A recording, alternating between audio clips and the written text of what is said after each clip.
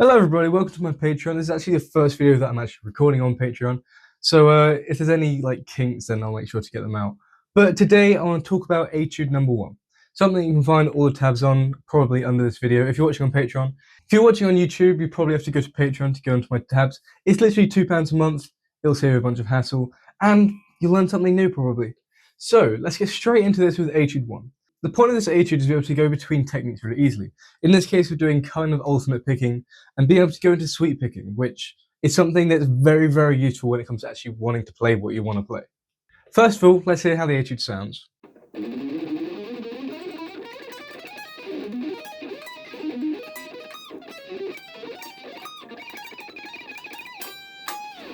So it doesn't sound too difficult because it's not too difficult, but it's just about building up speed in the techniques that you want to use. The first lick that we're going to be using is from Shred Lick, this number, which sounds like this. This lick is a really good example of how you don't need to know much stuff to be able to do massive runs on the scale. Like for this one, all we're doing is taking 3-note strings and we're moving it up the different shapes. So you got your first mode, the Aeolian mode, going up 6, and then moving down 1, and then going up 6 again. And then again and again and again. Really, really easy, right? Now, when I do this, I kind of take half alternate picking, half economy picking approach. Like with the start, I'll do down, up, down, and then follow through the down. But then every now and then you'll end on up, so you'll have to move about. But it's really just getting it under your fingers, and your fingers will kind of just work out what works best with it.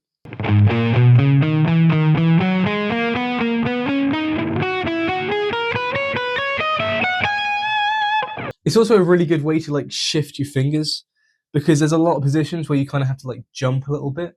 But it's really, really easy. And what you'll see in future etudes is that you can even add to that. You can even build up more. So instead of just doing it in one bar, you can do it over multiple bars. So you can even double it up or triple it up even if you want to.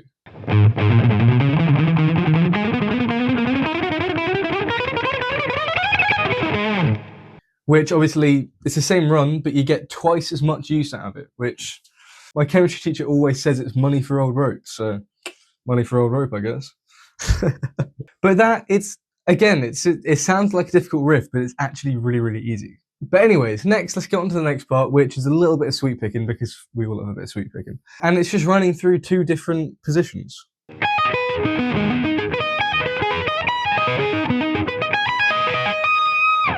It's just A minor, doing it in the normal A minor box, and then doing it up into that box, whatever it's called. Now, the thing about sweep picking is that almost every single time that you do it, it's in groups of 3s or 6s. It's really easy when you're doing triplets, but then if you want to do it in groups of 4s, it kind of sucks. Like this one, it's really, really easy to actually count the 3 subdivisions in it. Now you do the same thing, but instead of doing 5 strings, you only do 3. But you still get that 6th note in it. And because it's easily laid out in 3s, it makes it really easy to actually figure it out in your head. Like every now and then, I'll play something, and then I'll try and write it down, and it's not in 3s, and so my brain just stops working. But I'm a musician, so my brain never works. But sweep picking is one of those yummy things where it doesn't take much skill, and you sound really cool when you do it. So, again, money for old rope. Whoa. You finish the 6th note in the passage, and then you go up to your minor 3rd and do the same thing again, but now you're doing it upper shifted position. Now, there's another shred lick that I've actually used in the Arpeggios folder, which just goes through all the positions, so you can go.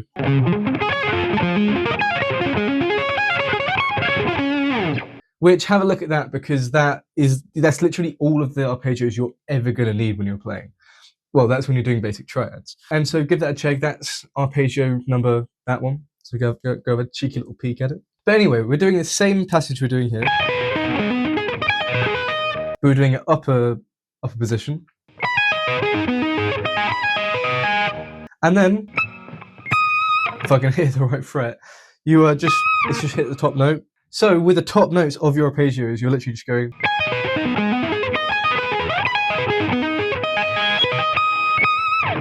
Really, really easy, right?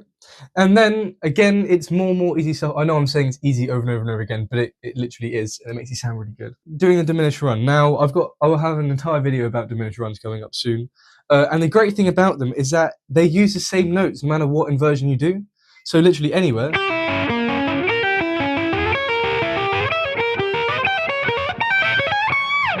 It's literally the same. So you just need to learn one shape, and you know every single diminished run. How that again? Money for old rope.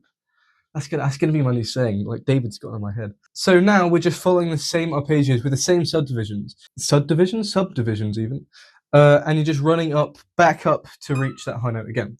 Now, because we did that high E a second ago, it makes it more like flowing when you do it a second time. Easy peasy lemon squeezy, right? And if you notice, again, each of those shapes, 1, 2, 3, 4, 5, 6. So again, with staying in the triplet feel, which makes it so much easier, because if you're having to do swap between 3s and 4s and all that crap, it gets really, really annoying. So we just stick to our...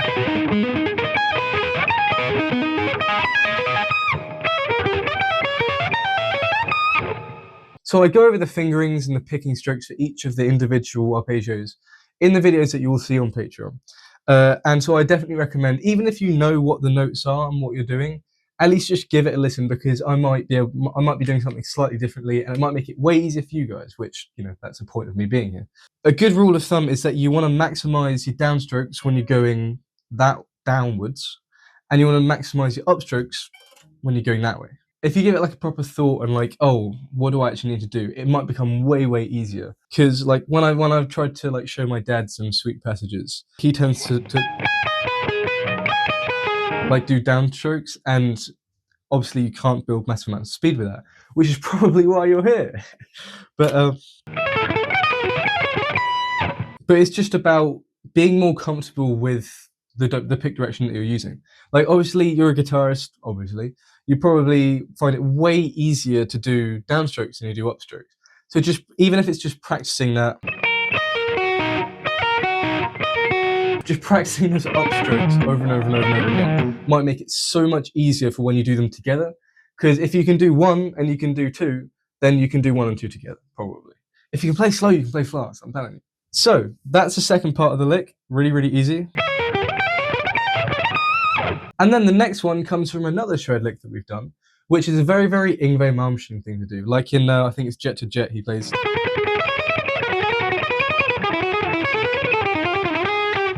I think that's Jet to Jet, don't quote me on that though. But it's a really good passage, because again, it's a 6-note phrase, which that means it's in 3s, which means us guitarists absolutely love it. 1, 2, 3, 4, 5, 6. I can count to 6, whoa. New stuff learnt today. But anyways, we're keeping that feeling of sextuplets. But yeah, so we're just doing that. That pattern, again, really, really simple. The only difficult thing about it is being able to sync your hands up when you do it, because obviously, if they're not synced, it's not going to sound too great. But if you can properly, it makes it so much easier. This might sound really stupid, but when I'm practicing my syncing up my hands, I find doing deeper pick strokes makes it so much easier for me to like tell when it's right, like going instead of, because it just makes it easier. But then when you're actually playing them for real, then that's when you line up the pick depth. But yeah, a cheeky little bit of a nugget of information, as you will. We do that pattern. Now we do it again, but instead of playing the C at the high, we do the E up there.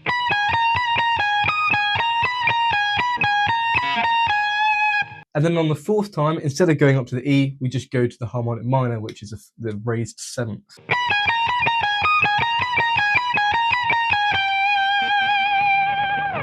So now we know all the notes, how can we improve on this? So I want to talk a little bit about the pick strokes, but obviously I'll go more in depth about the pick strokes in the actual videos themselves, so you can go have a cheeky little pick at them.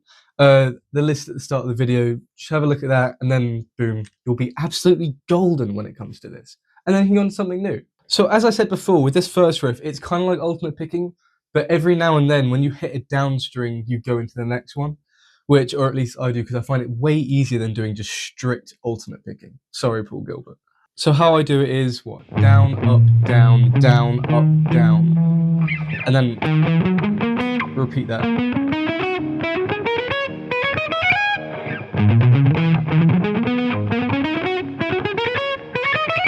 Because, I mean, that's what works for me. You guys can do it. Obviously, change it about if you prefer doing, I don't know, strict ultimate picking. Or if you're finding something that just doesn't feel like it is what you're supposed to be doing, then obviously change it up a slight bit. But if you can stick to like the core principles of you know, ultimate picking and economy picking, and knowing when to use each of them, it might make it way more like easier to do, right? And also in terms of fingering for this thingy, it's simple. I follow the same fingering for practically every single like. You either do it with these 3 fingers, 1, 2, 3, or you do it 1, 2, 4. I never ever do the 3 and 4 together because, like, my dad, he's always been a like 1 finger per fret. But for me, that just doesn't work at all because your brain puts these 2 fingers, it considers these 2 to be like the same thing. It's joined together. That's why a lot of the time when you put your hand down and like you raise that one, then that one goes up with it. Just to avoid that completely, I always do these 2. I always do these 2 fingers instead of doing these 2 fingers. So it might be a little bit of a stretch for people who have smaller hands, but just grow. Whatever works for you. I prefer the stretch. So that's just 1, 2, 3, 1, 2, 3, and then 1, 2, 4, 1, 2, 3.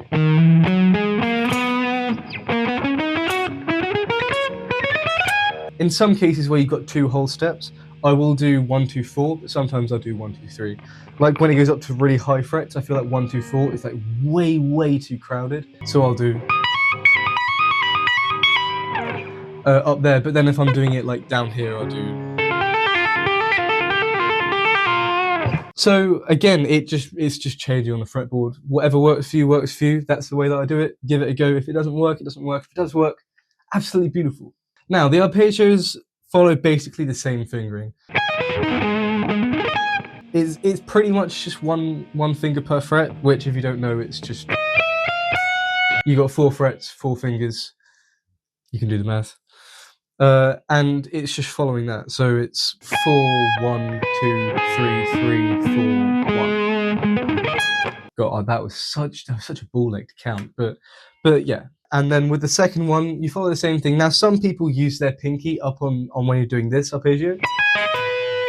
I find it easier just to use my ring finger. And then it's just following the same thing, like barring with the third finger down there, going to the first. Easy peasy. We're not going to the root because then that makes it like a group of like 7 and 8, and we don't want to do that. We're guitarists, we don't want to think. Easy peasy lemon squeezy, am I right? Let's get some squeezy lemons in here. And then that top note, because you're playing it with your ring finger, you don't want to slide up, or at least I don't want to. So hit it with the pinky.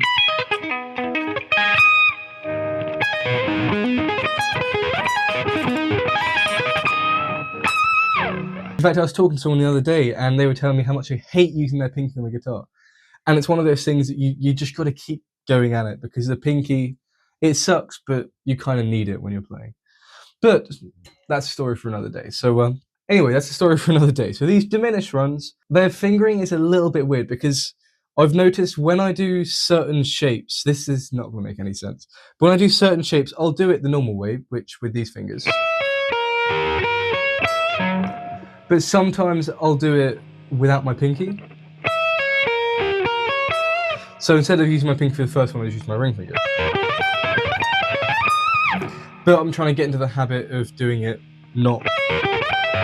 Because obviously you can push more speed if you're not having to move as much. Less movement means more speed. So when I do arpeggios, when I get to the turning point of them, I do them slightly different. So I do them downstroke, I hammer off, pull off even, and then I do an upstroke. But then instead of doing an upstroke again, I do the downstroke. Again, this is probably because I find it a lot easier to use a downstroke than an upstroke. But it's a little bit inefficient, but that's okay. So I do down, pull off, up, down, down, and then up, and then pull off. So blame my fingers. But just practicing these fingerings slowly and the way that, you know, the strokes are. When you do it slowly, it ingrains into your muscle memory. It makes it way easier to get faster and faster, as long as you can do it slowly. If you can't do it slowly, you can't do it quickly. And so the last part of this is super duper duper. It's probably the easiest part of this, because you're just playing a couple of notes. Now, again, you Paul Gilbert lovers out there will probably do it with 1, 2, 4.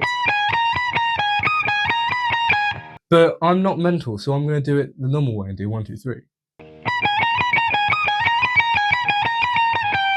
Now, obviously, that's strict ultimate picking because we're just on one string, so we don't need to do any fancy stuff. But yeah, and that part, the only difficult part about it, as I said before, is just being able to sync the hands. But it's one of those things that you just got to do it over and over and over again, get incredibly bored with it, do it more, get even more bored with it, and then eventually you have it. So it kind of sucks, but it all works out well in the end.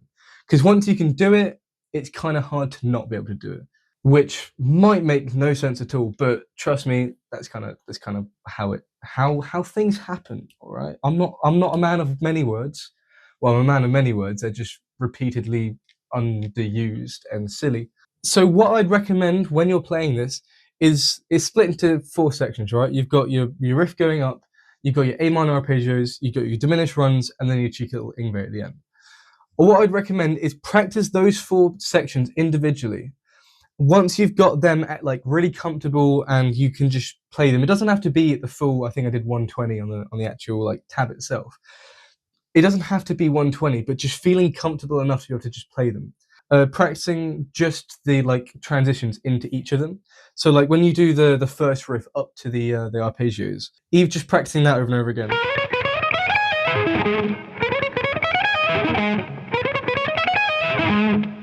Because what your brain is doing is originally it chunks it into different sections, which makes it, you know, easier to learn.